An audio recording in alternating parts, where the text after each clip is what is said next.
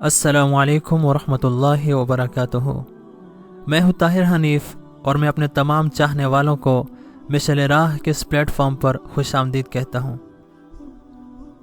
انسانیت کا تقدس اور شرف ہے کہ جب کوئی فوت ہو جاتا ہے تو اسے عزت، احترام اور پورے وقار کے ساتھ سفر آخرت پر روانہ کیا جاتا ہے، اور قبر اس سفر کی پہلی منزل ہے۔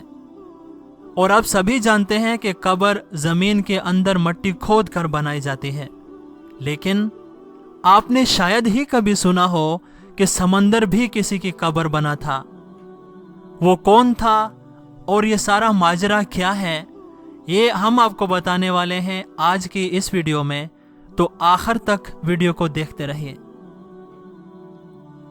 عاصم بن ثابت انصاری رضی اللہ تعالیٰ عنہ نے جس روز اسلام قبول کیا تھا، اسی دن خدا سے یہ عہد کیا تھا کہ میں نہ تو کسی کافر کے بدن کو ہاتھ لگاؤں گا اور نہ ہی کسی کافر کو یہ موقع دوں گا کہ وہ میرے بدن کو چھو سکے، اور زندگی بھر اس عہد کو پورا کیا۔ انتقال کے بعد اللہ تعالیٰ نے ان کے اس عہد کو پورا کیا اور کسی کافر کو ان کے بدن کو ہاتھ نہ لگانے دیا۔ اسد الغابہ میں ابن اسیر نے لکھا ہے کہ سیدنا عاصم بن ثابت بن افلح انصاری قبیلہ اوس سے تعلق رکھتے تھے۔ یہ اصحاب بدر میں سے تھے اور جنگ بدر میں اپنی بہادری کے جوہر دکھائے تھے۔ یہ سیدنا عمر رضی اللہ تعالیٰ عنہ کے سسر اور آپ کے فرزند عاصم بن عمر رضی اللہ تعالیٰ عنہما کے نانا تھے۔ 4 ہجری میں غزوۃ الرجی میں کفار سے دست بدست لڑائی میں جام شہادت نوش فرمایا۔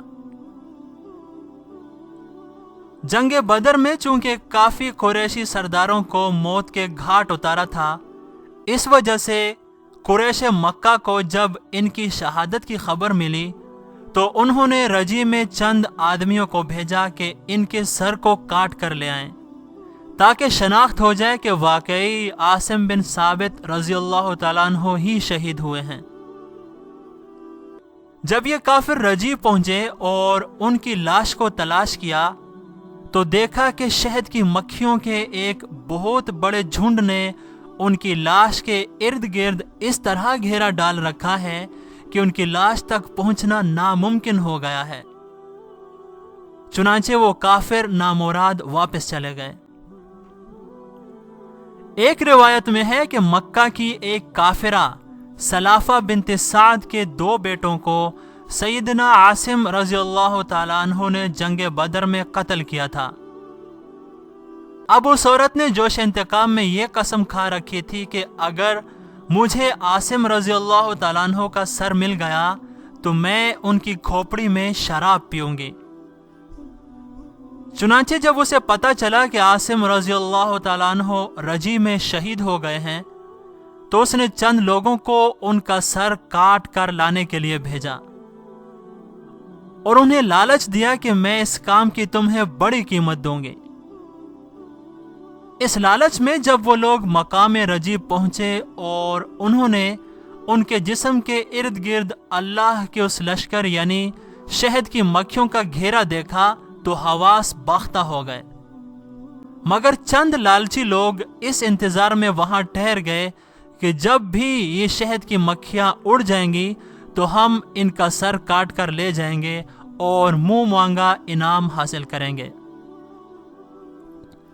اللہ کی شان کے نہایت ہی زور و شور سے بارش ہوئی اور پہاڑوں سے برساتی نالا بہتا ہوا اس میدان میں پہنچا، اور پانی کا اس زور کا ریلا آیا کہ کافر جان بچانے کے لیے بھاگ کھڑے ہوئے، اور عاصم رضی اللہ تعالیٰ عنہ کی مقدس لاش بہاؤ کے ساتھ سمندر میں پہنچ گئی، اور اس طرح وہ ناپاک کافر ان کے اس پاکیزہ بدن کو ان کی موت کے بعد بھی ہاتھ نہ لگا سکے۔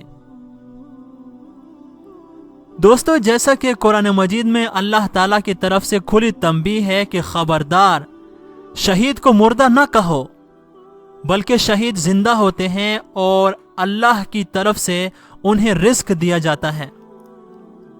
تو یہ بھی ہرگز نہیں ہو سکتا کہ ایک شہید صحابی کا جسد خاکی سمندر میں چلا جائے اور اسے کوئی نقصان پہنچے، بلکہ یہ اللہ کا امر ہے، اور اللہ اس چیز پر قادر ہے کہ سمندر کو بھی ان کی قبر بنا دے، اور وہی ان کی جنت ہے۔